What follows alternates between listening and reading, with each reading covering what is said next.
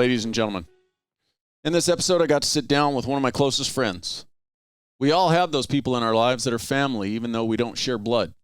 And for me, that's Michael Chandler. He doesn't go by Mike, and how I generally refer to him is probably not appropriate for the podcast, so Michael it is.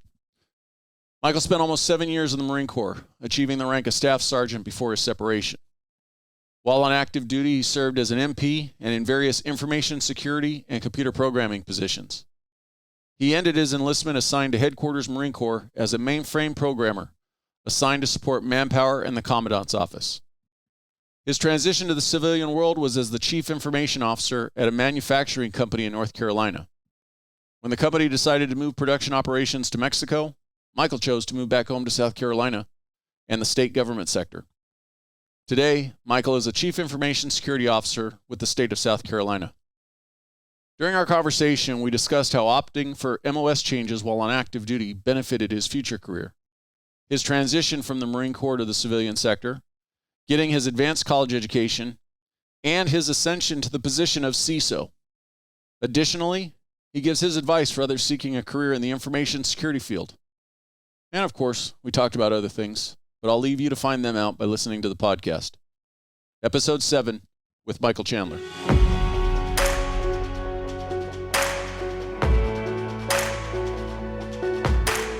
This is the Transition Drill Podcast. I'm your host, Paul Pantani, and I've been a police officer for 30 years. I'll be having interesting conversations with guests who are former first responders, military, or both, and who will explain their experiences with their transition. I cannot say this enough. Prepare today for your transition tomorrow. Regardless of the why, you're closing in on your retirement, you just want to do something different, or other circumstances have or are forcing your transition. I believe this podcast will be beneficial to you. Thank you for taking the time to listen. Let's get into this. What's your biggest mistake, my friend? I will say second biggest mistake. Me first. No, you are never a mistake. There's nothing about you that's a mistake. I will say, though, coming to South Carolina in the summer to record a podcast, it's a little warm. Any time between March and September, it's going to be 100 degrees with 90% humidity. It's just a fact. My apologies. It's wonderful. Imagine going to boot camp in this temperature. Yeah, right? February 26th. How do they put that on a poster? Sells it. February 26, 1989 was my ship date. Well, actually, that's when I signed. March 26, 89 was my ship date to Parris Island. I'm so sorry. Living in Columbia, South Carolina, Parris Island is 2.5 hour, 3 hour bus ride. So, almost being at home in this weather. So one of the things I want to know about, the Craftsman truck or NASCAR truck racing you did. Oh my goodness. Tell me that story. I wish there were more to it. Well, then answer this question for me. Within NASCAR, there's different levels. Oh, no, nothing like that. So at a local level I took a job working at Rockingham, or working in Rockingham, lived in Rockingham. This was after college, post-Marine Corps. Everybody in Rockingham raced something. Rockingham. My family, my uncle sits on the board at Darlington. So, circle track's a thing. I grew up drag racing with my dad. I was a child raised by a child, essentially. My dad was young, liked speed. It was addictive. I got my first motorbike at 5, I think it was. My dad brought one home, and my mom said, absolutely not. And the next day, he went and got me a new one instead. So, absolutely not to that one. Let's get a better one. That was one he had borrowed from a friend, a little Honda 50 at the time. And he brought it home. Mom said no. The next day, he got me a new one. Approximately 5 or 6 years later, they divorced. So, no surprise there, ready? I think it was probably 11 or so when that happened. But nonetheless, so I ended up in Rockingham, and everybody there is, at least my immediate friends, were chicken farmers, tobacco farmers, and raced of some type. Legends car racings, then it got into truck racing and that kind of stuff and all. And we did that. And then I had a friend that I met in Chicago that raced at a different level, and raced BMW M5s, Vipers, and stuff like that. And also Kind of like the SCCA or whatever it is. The Sports Car Club of America. Yeah, absolutely. So that kind of stuff and all. Unfortunately, it's a lot of fun. It's very pricey. I couldn't afford to do it as a living, but certainly enjoyable at the time. I was a young guy, single, no children.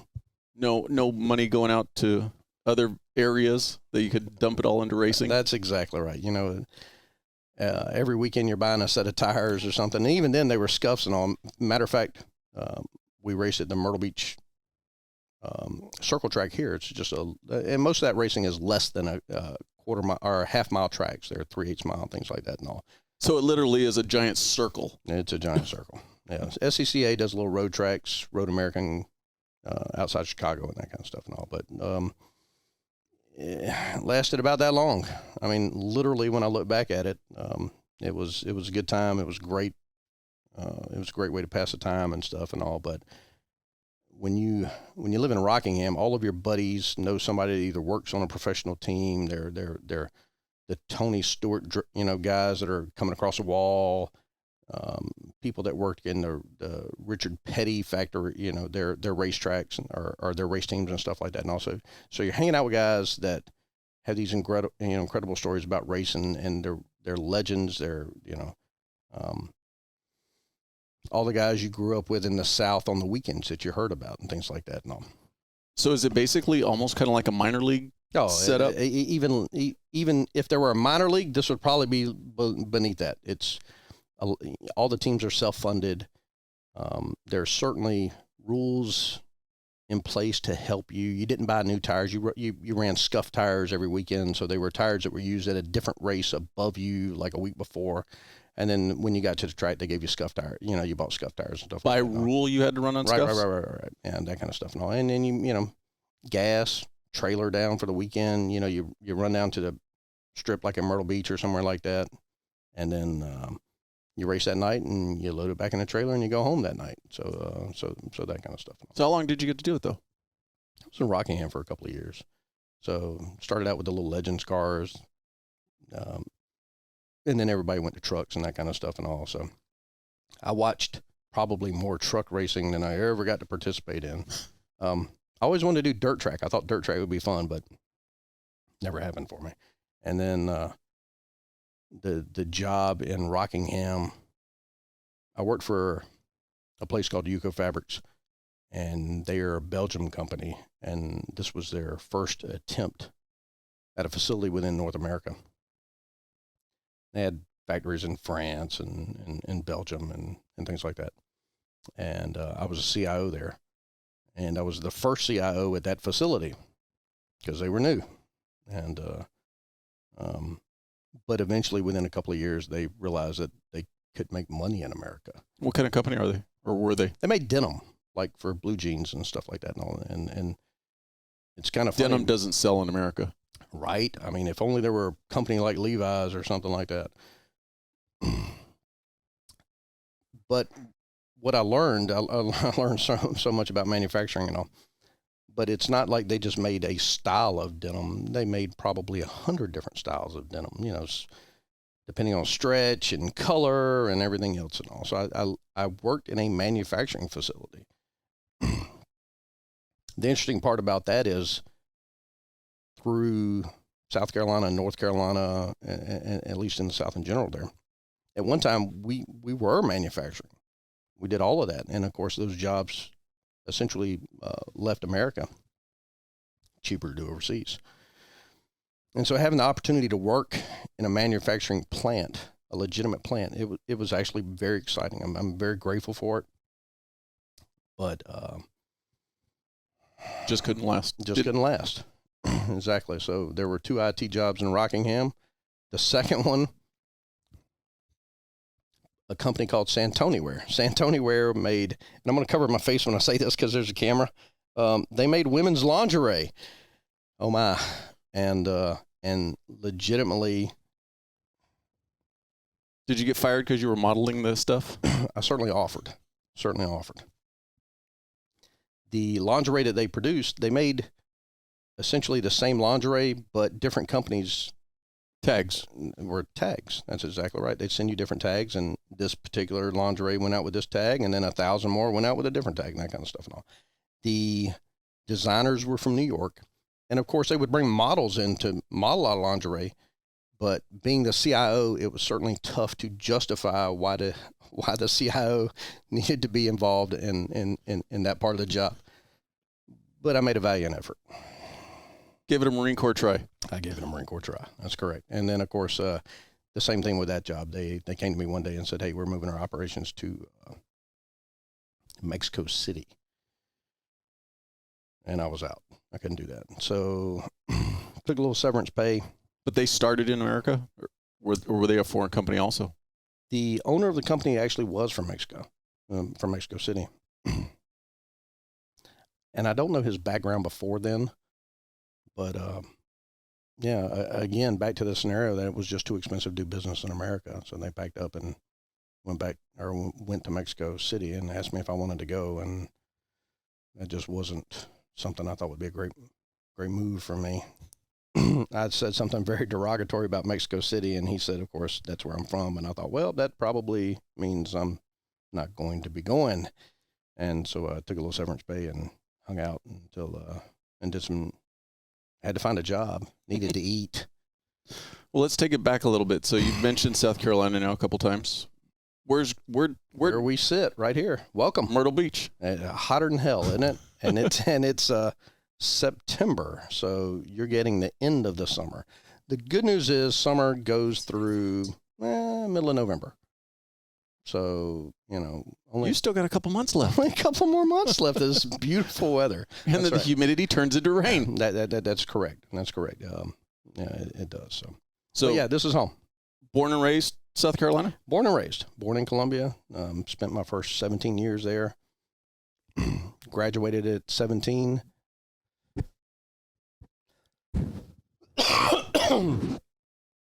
Graduated at 17. Get that mic back closer to your mouth.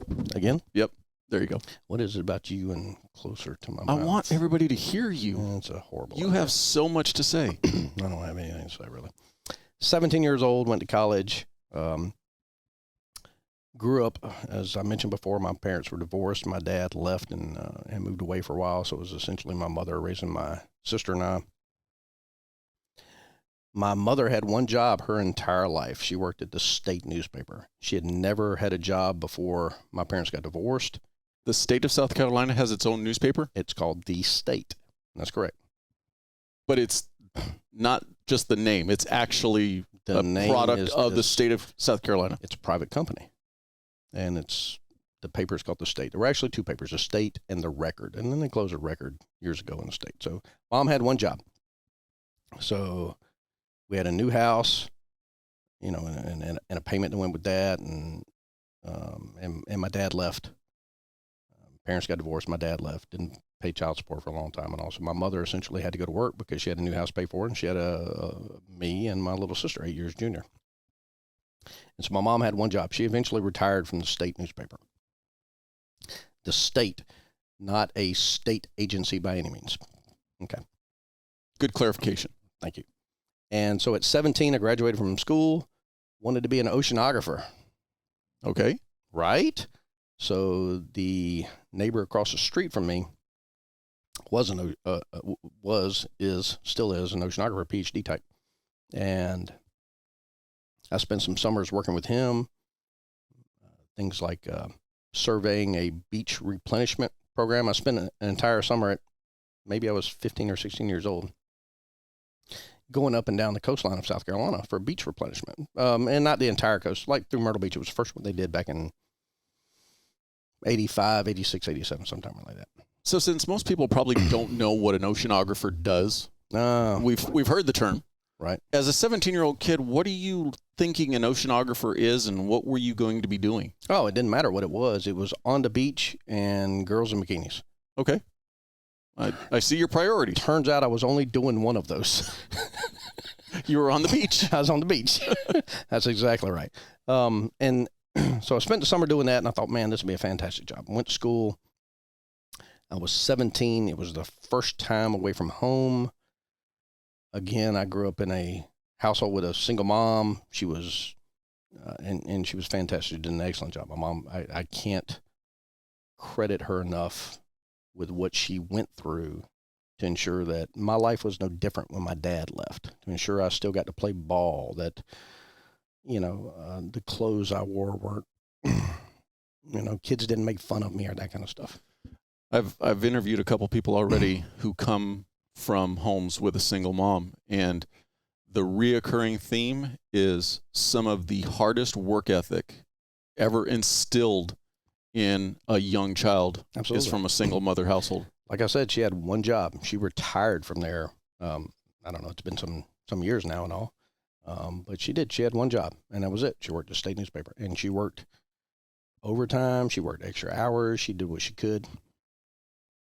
We rented a room out in our house, for a little extra income. She did everything she could so that my life wasn't any different. So at 17, I went to college, and of course, 17-year-old boy away from home for the first time. I see where this story's going. I'm sure you've heard it several times. We going to get to the prison term? Almost. Not this close. The FBI knocks on the door. So the 17, I go to college. I go to Coastal Carolina. Coastal Carolina is in Conway, South Carolina, about this far from the beach. They have an oceanography program. I want to be an oceanographer. It sounds like a fantastic gig. You're going to school at the beach. You're going to be an oceanographer. You're going to be on the beach a lot. It's everything I want. I'm a water baby. I love the water. Love being in the water. Doesn't matter what it is. I want to be on the ocean. But let's keep reiterating the fact that you're 17. I'm 17. So I'm assuming there's a little lack of attention to detail. A little lack of. That's correct. So the last thing on your mind is 17 years old when you move into the dorms is work ethics at the time. 8 o'clock class. Come on, are you kidding me? How am I supposed to make that? Because I'm underage drinking at 11 o'clock the night before or so, and everybody in the dorms is doing it. Needless to say, after a semester, I received a letter from Coastal saying, hey, you should probably think about what you've done. We'll keep taking your money. We're going to keep taking your money in those big, fat student loans, and we're going to put you on academic suspension for a while. So the next semester I'm in, and I legitimately just lose the will to be in school. I did not want to be there anymore. And so I withdrew in the middle of a semester. Again, student loans didn't care about that, and I certainly paid them. Student loans don't care about anything. Student loans don't care. And so I withdrew. I was so embarrassed, ashamed that I didn't call my mom first. I actually called my aunt. I have a great aunt, Aunt Mildred. How many people have an Aunt Mildred? I have an Aunt Mildred. I did. Called her and said, look, I don't want to be here anymore. It's just not the place for me. I'm not here because I want an education. I came here because I thought it'd be fun. Kind of lost sight of it. So I called her and she said, look, pack your stuff and come home. I'll deal with your mom. It'll be fine, blah, blah, blah. What year is this? Have to be 1990. No, let's see. I graduated in 87, went in the Marine Corps in 89, so it had to be in 88. So went to school August 87, through that semester into 88. Had turned 18, got back to Columbia, and I didn't have a plan. I'm 18 years old. I'm legal. Is military in your family? That's interesting. So at the time, in my mind... That's what I'm supposed to do, is I'm supposed to ask interesting questions. You're getting good at this. So at the time, military was not in my family. Nobody ever discussed it. My dad was former cop. I knew that. And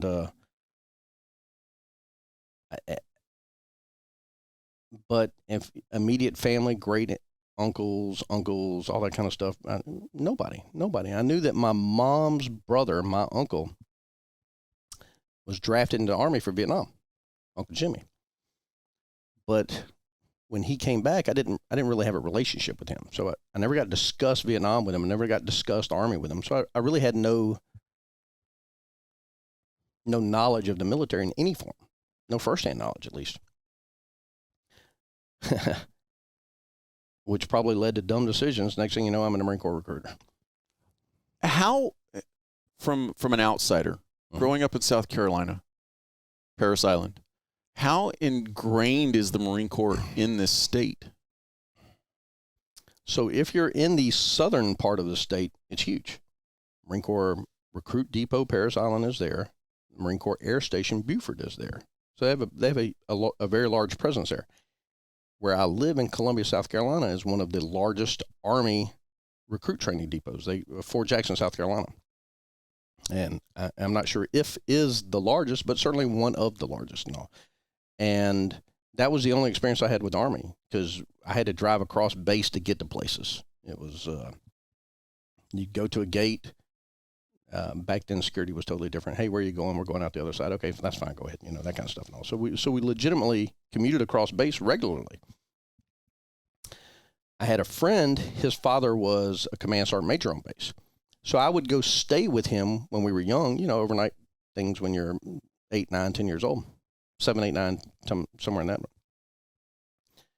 And I didn't really know much about it. I just knew when we went places that we got, you know, we didn't wait in line anywhere. We always had good assigned parking and stuff like that and all. So anywhere it said Command Sergeant Major Webb could park. That was his dad. And so, you know, we played on the base. We went to the fireworks on the base and stuff like that and all. But still no knowledge of the Army whatsoever. Didn't know what his dad was. Didn't know what a sergeant major was. I didn't know anything about it. But that was my experience, was Fort Jackson. Parris Island, I didn't know anything about it. I was like, Parris Island? I was like, yeah, it's somewhere. Sounds nice. It's Paris and an island. What could be bad? Jeez. And so legitimately didn't know anything about boot camp. Didn't have a direction. Went down and talked to the Marine Corps recruiter. Couldn't explain why I was there. Did not go to a different recruiter. I couldn't tell you what the Navy recruiter was, the Army recruiter, their pitch, and they are all in the same place down on Assembly Street together. They're 4 adjoining walls. Didn't go in any of them. I went into the Marine Corps one. You went in looking to talk to the Marine Corps recruiter? Absolutely. Walked in the door. Hey, make me a Marine. Not quite like that. Spoke with the recruiter for a while. I'm sure you didn't raise your arms. Right? Not these little noodles. Because in that room, I was small. At the time, I was 6'1", 150 pounds when I went into boot camp. Lanky would be probably an understatement. Lanky is probably an understatement. Quite the runner, as it turns out. Who knew? So, did you run a lot in the Marine Corps? Periodically. So I went into the recruiter and spoke with him for a while. And I really didn't know anything about the Marine Corps. I didn't know that there are 200 jobs in the Marine Corps. I have no idea. You could do anything you could do in the civilian world, you could do as a Marine. And then there were some bonus jobs, because the civilian world, not a lot of explosive ordnance guys or, things like that. Force recon, all. Marine Corps got all that. Anything you want. There aren't many jobs that involve driving a tank. Tank, right? Who knew? Sky's the limit. And so I went in and we discussed different things and all, and legitimately went through, hey, what do you like and how can we transfer that into a job in the Marine Corps? Like I said, I'm a car guy, still am. I love working on vehicles. My dad owned a gas station when he was here. My uncle owned a Corvette shop and all. So I was always around something fast and always had my hands on stuff. So I thought, hey, if I went in the Marine Corps for a while, I don't want to stay for 20 years, or at least I didn't think I did at the time. But I needed a job that was transferable, something that would feed me when the Marine Corps wasn't feeding me, when I didn't have a chow hall pass anymore. So going in, it wasn't long term. I don't think so. So you went in with a plan to get something out of the Marine Corps that you could then utilize outside. I left college and did not ever want to go back. It was a horrible experience for me. And I thought, I am never going back to college. We'll get to that part. Right? So essentially, after talking to the recruiter and all, I knew I didn't want to be a diesel mechanic. That job still sounds horrible, right? I was like, I don't know. Working on airplanes, though, that kind of had a ring about it and all. So avionics. So avionics technician. Sounds cool. Sounds way cool. It's a job for me. If you can't be Tom Cruise flying them, you might as well be the guy supporting him. Whatever. So anyway, and so signed up as avionics. Didn't sign the paperwork that night. Literally, all this happened in one day. I went home and had a discussion with my mom. And so I went in, and my mom is there. My stepdad's in the house by now. And my stepdad is, I don't remember. He's not my stepdad yet. He didn't get married. They didn't get married until I was in the Marine Corps. But I knew him. He had been in my life. A long time. A long time, since T-ball. He was one of my coaches and all, and that kind of stuff and all. And I was best friends with his son. And you're going to have to get the rest of those really weird details from my mom. I don't know what the timeline is there. Your mom will be on the next episode. My mom will be on the next episode. I'm sure my dad's somewhere going, wait a minute, I was paying alimony during, I don't know anything about that. But nonetheless. And so I went home and I said, hey, I need to talk to you. I said, I since I've come back from Coastal, I was working on a golf course. I was doing greenskeeper, which essentially means mowing grass, but getting paid to do it. Again, a title that sounds cool. That's exactly right. Like, I'm a greenskeeper. No, you're not really right. The head's greenkeeper lived in a big house on the lake. I was a greenskeeper, had to be there at 5:30 in the morning and push a mower. It's not the same. So nonetheless, sat her down and had a discussion and said, hey, look, I don't know what it is, and I can't explain it, but I want to be a Marine. And she lost her shit. So, I'm sure you're not the only one who's ever experienced that with their mom when they said they wanted to go in the military. It's a blur, but I remember the moment she picked up a lamp off an end table and threw at me. Well, threw in my general direction. Appropriate response. Maybe you're overreacting a little bit, Mom. I don't know. But anyway, so I thought from her actions that she might not be in favor of me being a Marine. Just saying. And the funny thing is the coffee table was still in my mom's house with a chip out of it, by the way. And I remind her, I'm like, hey, you remember the night you threw a lamp at me? Bless her heart. I love her. She's fantastic. So when you went in to the Marine Corps, did you think you were going to be working on airplanes? So I said, hey, Mom, I'm going down. I've already talked to a recruiter. I am old enough. I don't need your signature. Because if you're under 18, you can have a parent sign for you. And you can legitimately go to boot camp 17. Horrible idea. Don't be that guy. And I said, but I want you to come talk to a recruiter with me. And so she did. And so we went down and we talked to a recruiter. And again, a guy that's trying to boost his numbers. Told her say anything that you want to hear. Your little boy will be fine. We haven't been to war in years. He'll be fine. It'll be okay. And so legitimately signed up. We went down, we talked to him and all, went back home, talked a little bit more about it and all, and then I went ahead and just. Do they put the complete icing on the cake and actually talk to your mom in their Class A's? Oh my goodness, right? So they're in because she'd have probably signed for you. They're in a dress blue modified, so they're not in the A's, but it is the khaki trouser or the blue trouser and the khaki shirt and all that good stuff and all, and just ribbons, not medals. And so my mom was certainly against it, but I think she was very willing to realize that I needed something. I was a young. My great uncle referred to it as a punk. He's like, oh, you were just some little punk before you went in the Marine Corps.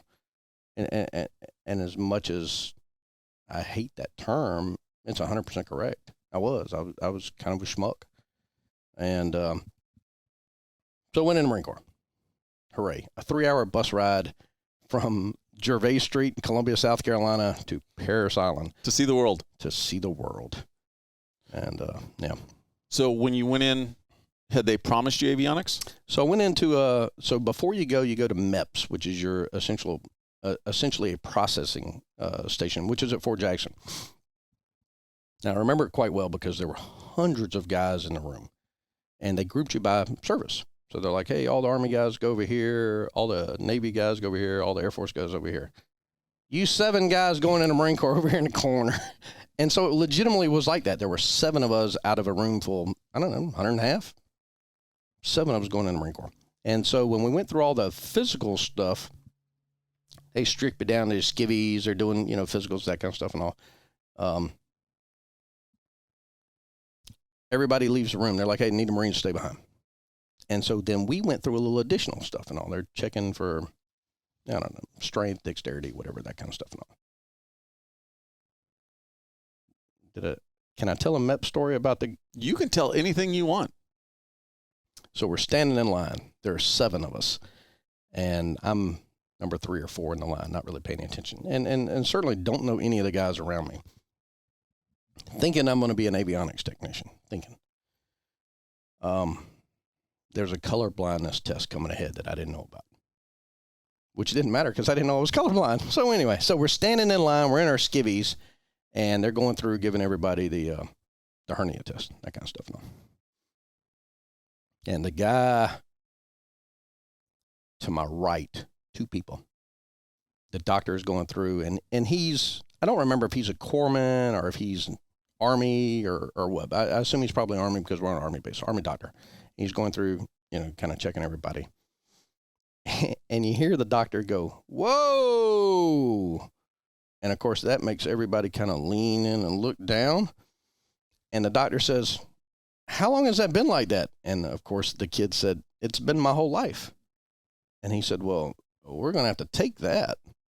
And the kid's like, no. I'm assuming he's referring to a hernia. So as it turns out, the kid's got like one regular-sized ball and then like a melon for his other ball. I don't even know what to say about it. But it was certainly interesting at the time. So we, because we had all leaned down, he pulled up his trousers and left. So down to 6 going in the Marine Corps. And colorblind test comes around. I was going to say, the lady opens up the book. She's like, "All right, read the numbers off to me." 6, 7. What numbers? She turns to the 3rd page, and I was like, "Ha! No numbers. Trick." And she's like, and she just starts randomly flipping pages. She's like, "Are the rest of these pages tricks too?" And I was like, "Evidently, no numbers." The guy behind me is laughing hysterically. I turn around and I was like, "What are you laughing about?" Not her, the guy behind me, just another recruit. He goes, "Dude, you are colorblind." And that's how I found out I was colorblind. Some random Joe schmuck that I've never met before. But even though you're colorblind, still could go in the Marine Corps. Could not go into avionics, though. Could not go into avionics. Could not go into avionics. So I went in and talked to the senior Marine that was there, and E8, maybe Master Sergeant, First Sergeant, I don't remember. Now remember, I've already signed the sheet, so I'm a number. Somebody's getting credit for me. He's got me. "Hey, Chandler, avionics is all right, but what about all these other jobs? Let's choose something where, and I guess there's probably a block that you can say colorblind and half the jobs disappear." And 2 things pop up. One of them is military policeman, because, who cares? And the other is IT field. Who wants to be a damn Marine in IT, or IT and Marine, whatever. Make me an MP. Sweet. And then the first time they said, "Hey, stop that red car." That's correct. What red car? That's right. I'm like, I didn't react. So that was the game plan. I was going to be a military policeman. Did you get even into that pipeline? Did go into military police. Guess who doesn't get promoted at all in the Marine Corps? Military policeman. Was given an opportunity to do a lateral transfer into a different MOS. I was a geek growing up. Had taken some Pascal programming languages. For those listening to the podcast and not watching the video, he just referred to himself. That's right. Look at YouTube. I'm a geek. And so had taken some Pascal and some basic classes in high school. Took a machine class at the local community college when I was in high school. I was a geek. I mean, it was the time of TRS 80s and Commodores coming out and all that kind of stuff and all. And I had a huge interest in that. I was a big geek. Take a little keyboard and hook it to a TV. Was it just a peripheral interest, or were you actually thinking something that you could use down the road?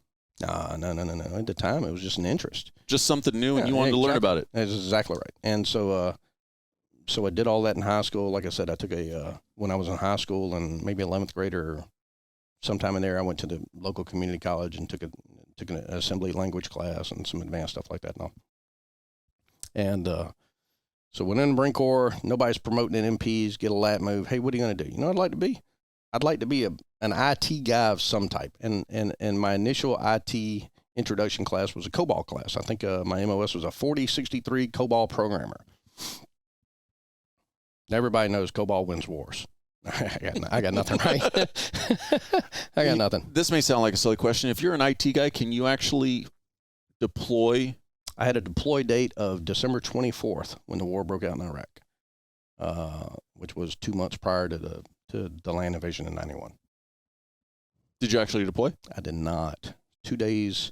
So I was an IT guy. It's 1990, December 1990. I get the deployment date. I'm stationed in Albany, Georgia, which is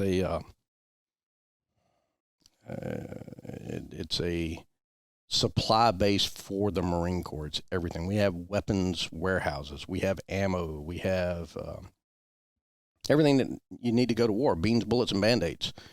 And we had tons of it down there. Just these and obviously computer networks, because they need to know where everything's at. And there you go. I was actually working in security when I got to Albany, Georgia, in IT security at first. It was a mainframe-based security and all, and it was essentially just role-based access, RBAC, role-based access control if you're not an IT guy. But anyway, so yeah. So you said going into the Marine Corps originally, your thought process was get in, learn a little bit, a skill that I could take out, correct, and move on. When you transitioned to the IT side of the house, did that change anything? No, that did not. That followed the plan. Hey, so you're still thinking, I'm an IT guy now. And get out. I call him my dad. My stepdad was an IT guy, and did well at it, that kind of stuff and all. So I knew that if I got out and had some IT experience, I could get a job. The IT field itself was relatively new for most people. Home computers had just come out, that kind of stuff and all, home PCs.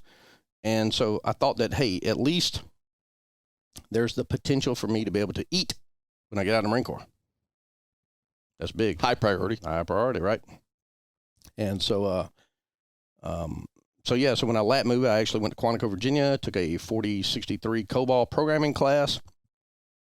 At the end of the class, they were, I remember specifically, I was E3 Lance Corporal at the time. And our gunnery sergeant, E7, is at the front of the class kind of handing out billets. Hey, where are you going? And he gets to me, hey, Chandler. He said, Albany. And I thought, Albany? Fantastic. I got a buddy over at West Point. And he said, Albany, Georgia, asshole. And I thought, I'm from South Carolina. I've never heard of Albany, Georgia. How can that be a real place? And it is. And so I spent 3 years in Albany, Georgia. Was that when you got out of the Marine Corps? No, negative. So that was in 90, 91, somewhere in that time frame and all. I hated Albany. Couldn't get out of Albany fast enough. Unfortunately, there wasn't a way for me to get out of Albany. Well, you're kind of in a limited field. So as I mentioned earlier, I just picked up corporal E4, and the Marine Corps had just gone back to allowing corporals on the drill field. I could be a drill instructor as an E4. Hell yeah, because there are no drill instructors in Albany, Georgia. I'm out. And so I put in an administrative action form, signed up for it, did all the paperwork. Hey, blah, blah, blah. Lucky enough to get to be selected for the review process. I shot well with a rifle, shot well with a handgun. My PFT scores were all 300. 300 is the max you can do in the Marine Corps. 150 pounds, man. I could run forever. So 18-minute 3 miles, not a big deal. Ran them in about 17. DOS forward and backwards. Dude, again, what wins wars? And so, and so, yeah. But as it turns out, when I went and talked to the squids down in sick bay, you had to have an interview with a doctor and all, and they went through a psychiatric interview. As it turns out, his quote was, "You're one of those quiet guys, and the quiet guys are the ones that hurt recruits." And I thought, well, shit.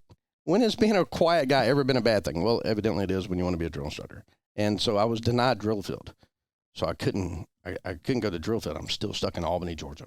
You have to admit, though, if you're looking down the list of qualifications for a drill instructor, correct, quiet and computer guy probably doesn't bring you to the top of the list. Not high on the list. So the thing about being a Marine Corps drill instructor is a B billet. You already had a guest that was a drill instructor. He made it, and it really is it is one of the most reverend. We look up Revered. It's one of the most not an English major. One of the most revered jobs in the Marine Corps, because we as a Marine Corps, purpose of the Marine Corps is we win wars and we make Marines. That's what we do. And so when you go to drilling field, And they make IT guys. And so when you go to drill field, you're doing half of that mission. You're making Marines.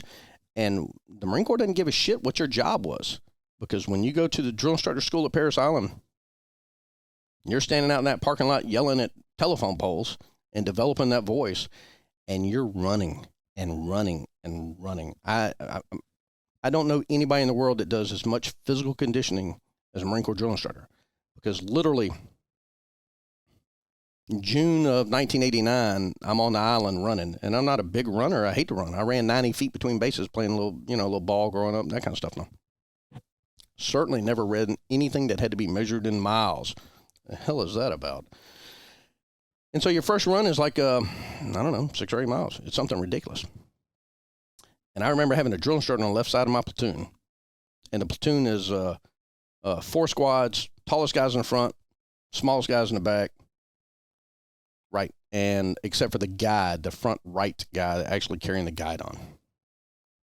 And I remember my drill instructor running next to me, and he was running backwards, yelling at me, because, I didn't get yelled at enough. I had to get yelled at while we were running, and had to do it backwards, just showing off. That guy was unbelievable. He was unbelievable. And literally, like I told you before, it's the first time in my life that I thought, I'm going to die, because he looked at me and in that drill instructor voice and all, and he was like, Chandler, he's like, I want you to fucking quit. I want you to fucking quit, and I'm going to fucking kill you. And I thought to myself, I was like, so this is where I die. This is it. This is the hill I'm going to die on, Parris Island, South Carolina. This guy's going to kill me. And I legitimately had a fear of that guy. And he was the heavy, and as it turns out, we had 4 more drill instructors. We had 5 when I graduated. And I owe that guy probably everything in my life, to be honest, but he legitimately scared the hell out of me. Made you not quit? Made me not quit.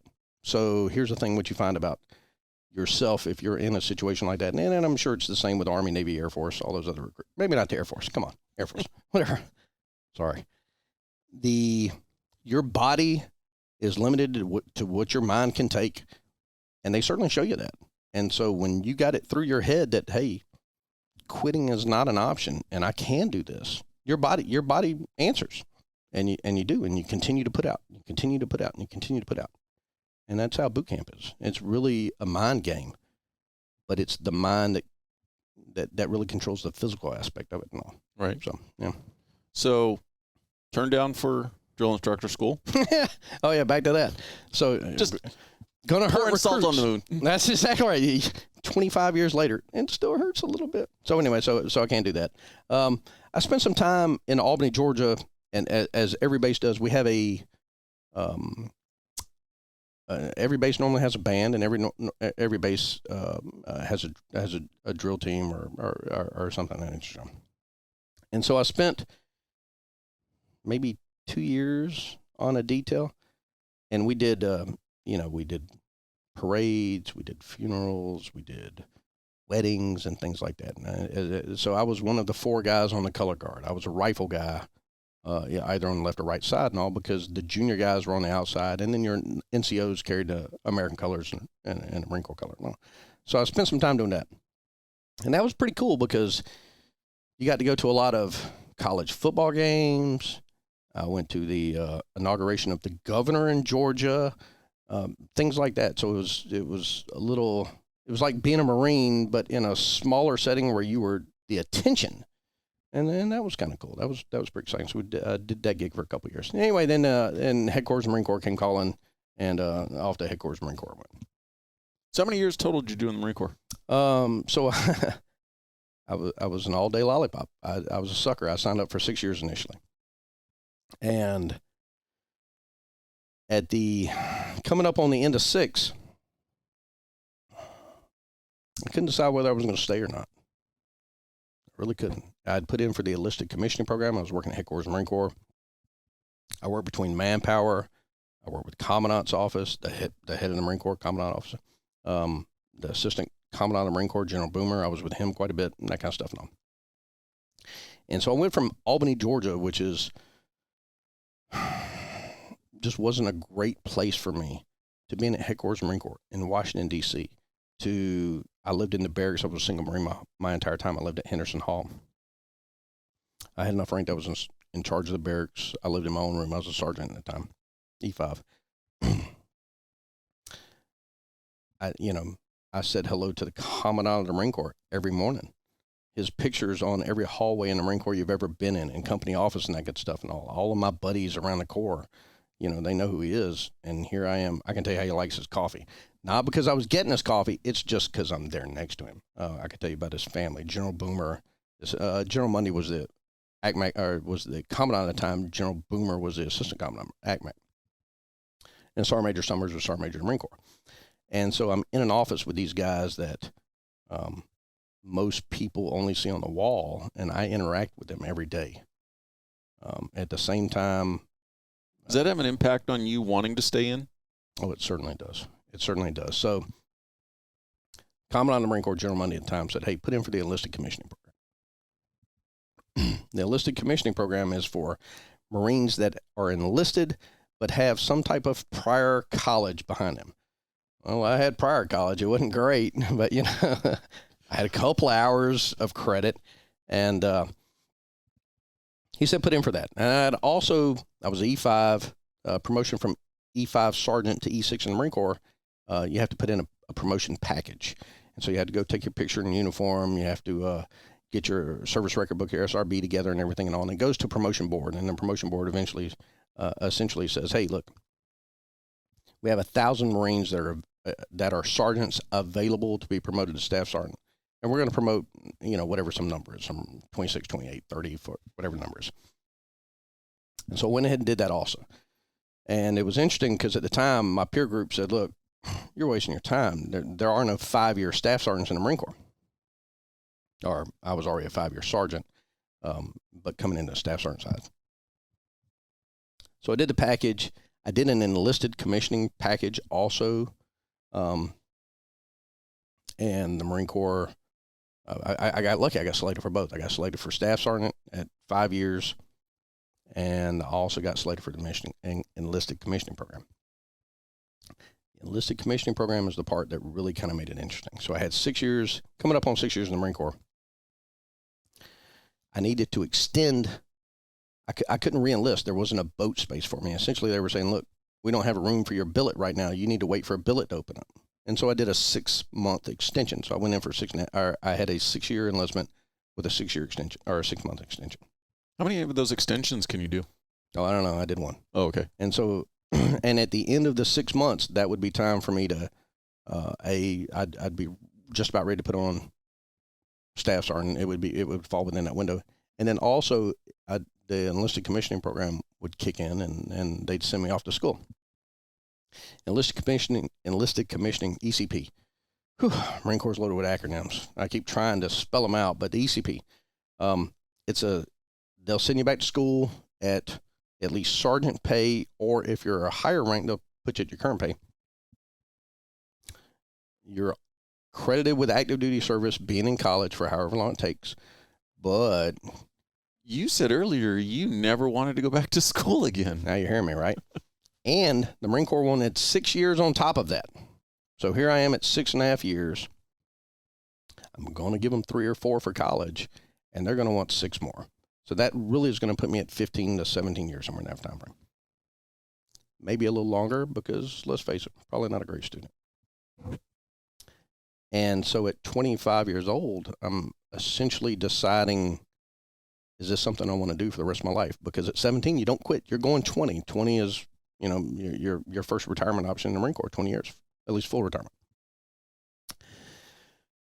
And so I turned it all down. I took the staff sergeant. Don't get me wrong. They tried to get me not to.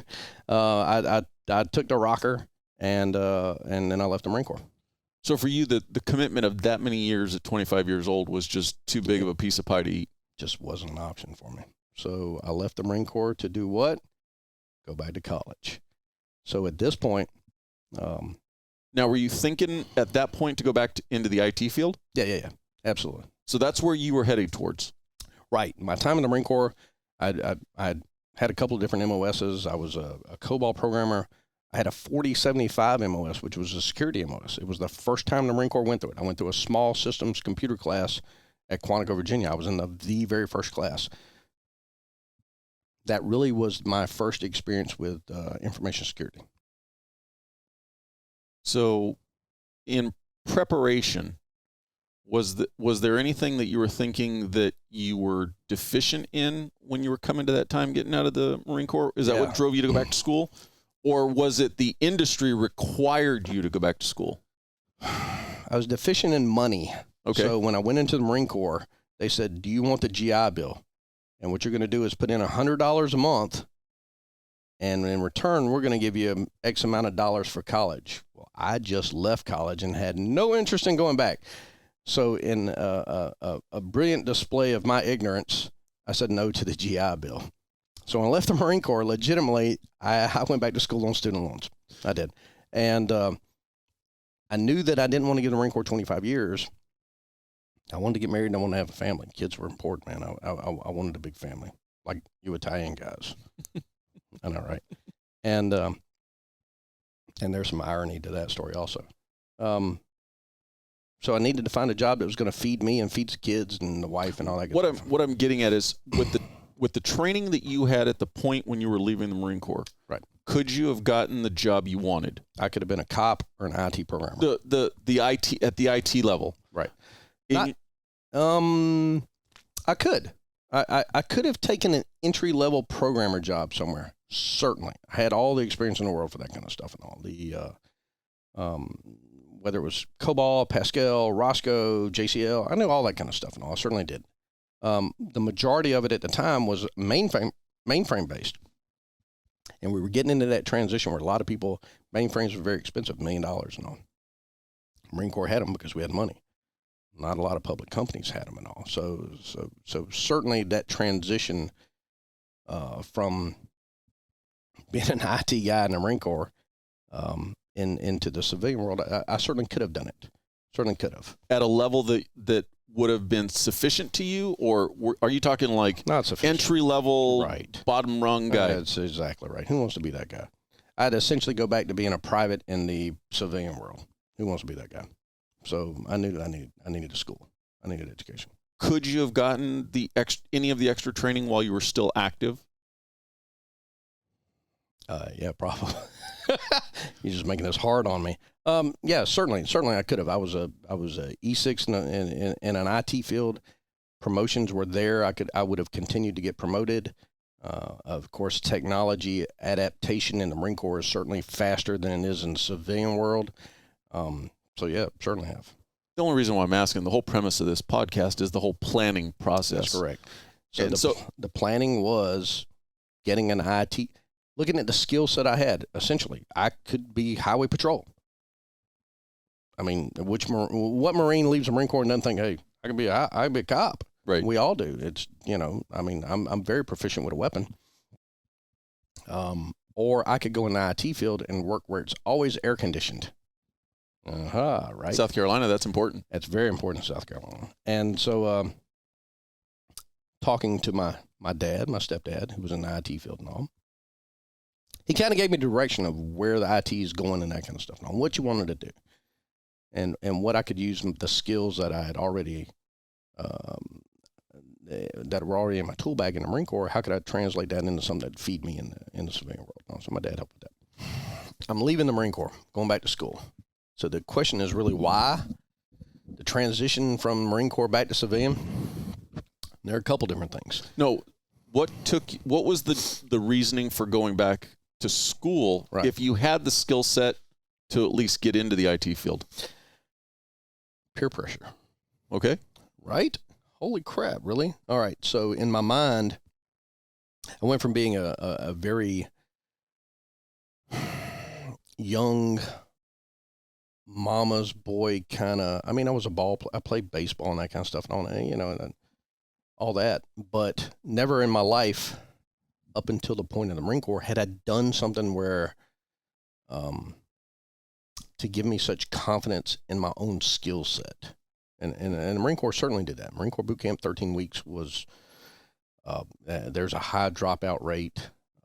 People wash out. I mean, it certainly is not easy, to say the least. And it's really what I needed. I needed leadership, and I needed something to develop confidence in myself. So I'm at the point where I'm leaving the Marine Corps, and I'm going back to school. But you said going back to school is peer pressure. Peer pressure. Who's Right. putting who's So here it is. So the self-inflicted or actually from an outside source? So there were essentially three friends that I had through high school playing ball and that kind of stuff, and up until the Marine Corps. Doug, Mike, and Paul. Doug left when we graduated. He went and went to the University of Virginia. He's one of those guys that has a couple of master's degrees and that kind of stuff and all. He owns an engineering company and that kind of stuff. My buddy Mike left and went to West Point. Remember I'd mentioned earlier I had a West Point buddy. Mike has 3 or 4 master's degrees and a PhD now. Paul left and went to the University of South Carolina, and he's a civil engineer.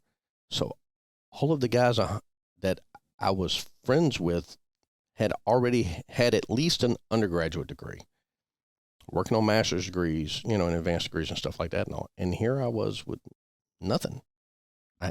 I legitimately had no degree, and I didn't feel necessarily worthy to even hang out with these guys because they were so well educated, and here I am, just a dumb person other than a grunt in the Marine Corps. And so it's the good kind of peer pressure. It certainly was. It certainly was.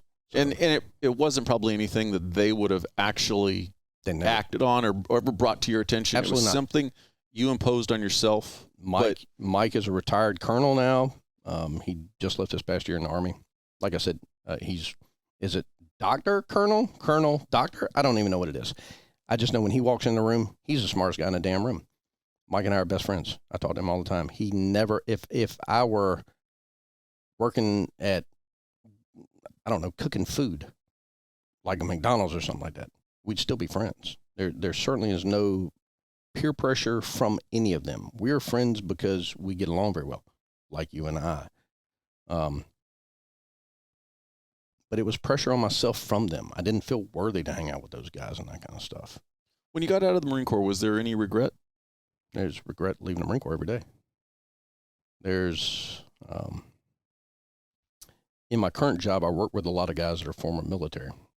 Not a Marine in the group, but certainly Army, Navy, my Air Force buddy just left, that kind of stuff and all.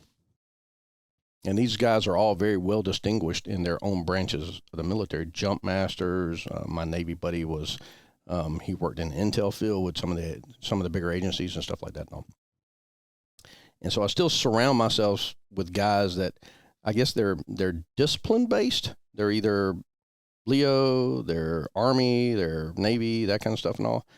And part of that is because I know what to expect of them. I don't have to tell you to do a job and then check in on you. I know you're going to perform whatever the last command was, you're going to execute.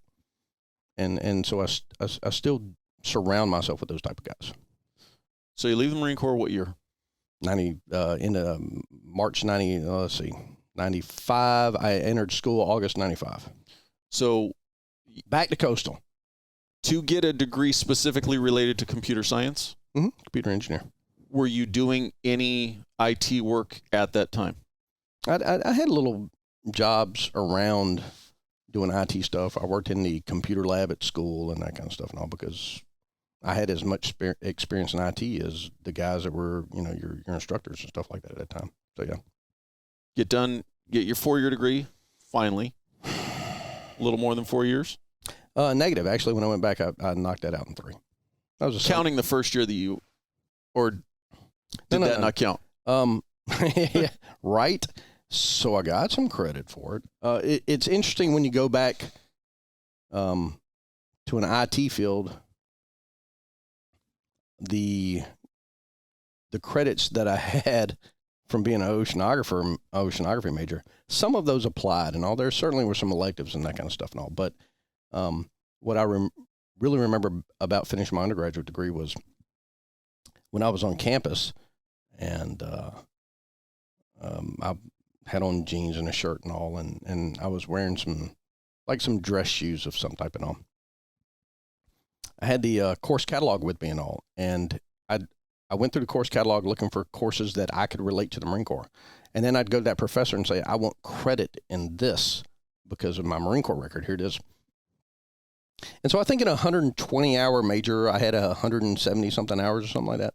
I remember specifically going into the PE area, PE, the gym, and looking for anything that had to do with running. And you know, you can mark them off as electives and all, but there was one class where it was some type of cross country class or something like that and all. And then I was talking to him, and he's like, "Look, I can't give you credit. You have to at least run the final run or whatever it was and all." And I was like, "Okay, so what is it?" And I think it was like 1.5 miles in, I don't know, days or something. It was something ridiculous and all. And my mile time was under 6 minutes, about 5.5 minutes or so for my mile time. And I was in dress shoes, and I told him, I said, "Can we go out to the track and just do this right now?" And he was like, "What?" He's like, "You don't?" I was like, "No, I can just do it in these." And eventually the guy signed off. So I legitimately had so many credits as an undergraduate degree. But I did. So eventually I graduated, and I remember telling my mom the day of my graduation, we were at the beach, and I'm in cap and gown, and my mom came up to me, and she said, "How you feel?" I said, "Truthfully?" She said, "Yeah." I said, "I was certainly much more proud walking across the deck at Paris Island than I was across the stage here at Coastal." Marine Corps will do that to you. Anybody can be a damn student. Open up the book. Don't drink as much as I did. And it can be done. The majority of people do it. Running across the Paris Island like that was totally different though. So, did we talk about the fact that my mom, who told me not to go in the Marine Corps when I was leaving the Marine Corps and I ran it past her, she was like, "Why the hell would you ever quit?" Did she throw another lamp? I know, right? Legitimately, my mom thought leaving the Marine Corps was the worst idea in the world. And I was like, there's just no winning with you, woman. But what that shows is you're consistent. I didn't listen to you at the front end, Mom, so why am I going to listen to you now? My parents came to D.C. when I was there, and my mother's family is from Germany. My grandmother came over. She married. Remember the question, anybody in your family in the Army or in military experience and all? And at the time I said, "No, I don't know." Well, my grandmother, born in Germany, married a cook in the Army. I almost said a chef, because she described him as a chef. She said his cooking was fantastic. So during the war, she met him. They got married. She came back while he was still overseas, and then she had 2 kids, and she was pregnant with my mom when she came to America. But anyway, so that is the German side of my family and all, and how he got here. So my mom had some experience with, with the Army and that kind of stuff and all, which is probably why she didn't want me to go in the Marine Corps. I don't know. She certainly was livid when I left the Marine Corps. She tried all she could to talk me out of it and all that good stuff. But so when I was in D.C., I was at headquarters. Marine Corps was a Navy Annex building, which is no longer in existence. And I only know that thanks to Google Maps. So literally I'm going down Google Maps. The building's there. I moved 30 feet and the building's gone. And I thought, "What? Huh?" And so I had to go back and do a little timeline check on it. And as it turns out, headquarters Marine Corps and the Navy Annex building is gone. And they're going to use it as because it's located adjacent to the National Cemetery. They're going to use the cemetery. And it's over by the Air Force Memorial now, which makes no sense to me, but they put it there. So nonetheless, they basically annexed it because they need burial space. Yeah, right. It's the unfortunate thing. That's exactly right.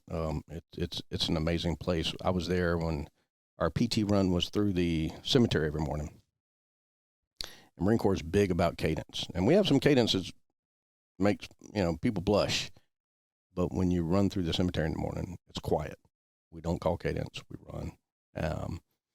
You run past the too many unknowns and stuff like that and all. And it was as humbling an experience as there could be. Being in the cemetery, it's your brethren, you know, and it doesn't matter if it's from 150 years ago or from the latest conflict. It was very humbling. It's very humbling. I do miss those aspects of DC. And of course we had an office in the Pentagon, and we had access to the White House. So when my German family came over, good Lord, when the wall came down and my East German family came to America to a certain extent, the communist side, well, not communist, they're socialist. But anyway, so when they came over, of course they want to go to the White House, and I was like, oh, dear God, how am I going to make this happen? So I did, and so they thought it was pretty impressive, because if you've ever been to the White House, and things have changed, of course, certainly since 9/11. But there used to be signs on the sidewalk around the White House that said, this is an hour wait, 2 hour wait, 3 hour wait, that kind of stuff. No. So my family came here. We just walked right past that line, right up to the gate. I flashed my credentials. The guy was like, come on in. And so I had arranged through a buddy that worked at the White House. Again, not me, but my neighbor at Henderson Hall worked in Intel at the White House. And he was like, I can get you a private tour. Whole damn family a private tour. So my German family came in and got a private tour of the White House. And they thought that was the coolest thing ever. And I was like, look, this is, again, not me. I've always been fortunate that it's not really that I know anybody or that I do anything spectacular. It's that I know people that are always in a position to do something spectacular. I have a really incredible friend set, if that makes sense. And I rely on those guys. And so that's what it is. So we got a private tour of the White House and all. They thought it was the coolest thing in the world. And I got to take them through the Pentagon also. And then, of course, headquarters Marine Corps and all in the Navy Annex building. That is one thing that's come up already several times doing this podcast, is you talk to anybody and they'll tell you it's about developing your network. It's developing your network of 100%. People that you can rely on, you can call on, that when you need something, they're there for you. 100%. And that's not just for the fringe benefits like getting a tour of the White House. If you're looking to move to a specific career, establish that network of people doing that job. It absolutely is. So I would much prefer to have, 10 really good friends, as many I can count on two hands. 10 still, luckily. I don't know how, but we're lucky. With all the fireworks stands here in this state, I'm surprised you have 10. 24/7, you can blow shit up in South Carolina. So I at most, and I say this all the time, legitimately in my life, what am I, 39? Yes. So in my 39 years on this planet, I may have 10 legitimate, what I consider friends. I know plenty of acquaintance and stuff like that and all, but the people that I can rely on no matter what. I don't have a meal. I need, my car's dead somewhere. Who would you call? That kind of stuff and all. The people that legitimately care about you. I may have 10 of them. And I'd much rather have 10 of those guys than 1,000 social media followers and people, friends. Not that at all. No. So it's certainly, it's like you develop those relationships. And then of course, nurture them. I mean, I have friends. I have a friend that lives in California, and I don't know. I actually met him in New York. It's kind of a weird story. And he's doing this podcast. You never know where you're going to meet people, right? That's exactly right. And so and when I met this guy, it was really interesting because, do you remember the tattoo joke about the prison ink when I asked you if you got those? Okay. So I was thinking about this the other day when you and I first met. Well, let's not jump too far ahead yet. Okay. I'm sorry. Let's keep them waiting. It's a scattered mind. That's all right. So nonetheless, so certainly, like you said, those two friends are those friends that you developed. Those three guys I talked about earlier, Doug, Mike, and Paul. I'm friends with them today. I was just checking a group text from them about the University of Texas, and perhaps their regret about coming to the SEC when they got beat down this weekend, that kind of thing. And also an SEC short out there. So those type of guys, legitimately, when we were in high school, we'd come down here during the summers to this beach house, and we hang out when we were 17, 18 years old. And we're still friends today. And I know their children. I know their stories. When they have deaths in the family, I'm there, and vice versa, and that kind of stuff and all. And I think that those friendships are, I don't know how you equate them to how important they are. I just certainly know without those guys, I would never be successful at all in life. I needed that peer group to push me, even though I didn't know at the time I needed it. I certainly didn't want it. But it was as important as anything else in my life. Well, and it's like the old saying, not all family is blood. Oh, it's the family I choose. You're 100% correct about that. I joke about that all the time with people. So I have a 5-year-old, and he knows Uncle Jason. So Uncle Jason was a recon Marine with me, and he was a recon Marine. We were in the Marine Corps. I was with him before he ever went into recon. But anyway, he is my son's godfather, and he is the family I choose, and he is Uncle Jason to my 5-year-old. Granted, he's years past the Marine Corps now, and he's got a job doing other stuff, but he is the family I choose, and that's exactly right. And but just to reiterate, when you're developing that network, it's being sincere in that network. It's fostering those relationships and being an equal part in those, being reliable and responsible to those people that you include in your network, so that when you do need their help, it's not just, it's very obvious why so-and-so is coming to ask. Oh, absolutely. So when Jason's first daughter was born, we were in the hospital he was at 2nd Force Reconnaissance at Camp Lejeune. I had driven in. I don't know where I was at the time. I don't remember if I was at headquarters or not. His wife, Stephanie, bless her heart, I love her to death. I legitimately remember the moment that we're in the hospital and she looked over at me and the doctor was there telling her she's about to give birth to their first child. And Stephanie looked at me and she said, "Okay, Michael, you have to leave the room now." I mean, I was like, "What do you mean I have to leave the room? I'm Uncle Michael. I'm here for this." And so I didn't get to stay in the room for the birth. But however, I am Uncle Michael to all 4 of his daughters. Certainly are. And I love them all with my heart. And I don't know that I could love them anymore, even if they were blood. Right. So yeah, so certainly that. So and that's when we talked about missing the Marine Corps. Do you miss the Marine Corps? I miss the Marine Corps every day because I miss that. Right. I miss the camaraderie of being with Marines.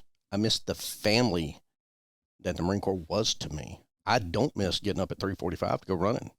I don't miss that at all. 3:45. Goodness gracious. 3:45, which meant by 4 a.m. on most night, or 4 a.m. in most mornings, I was thrown up in the bushes somewhere because we would be at the NCO club the night before drinking all night. You show up to formation.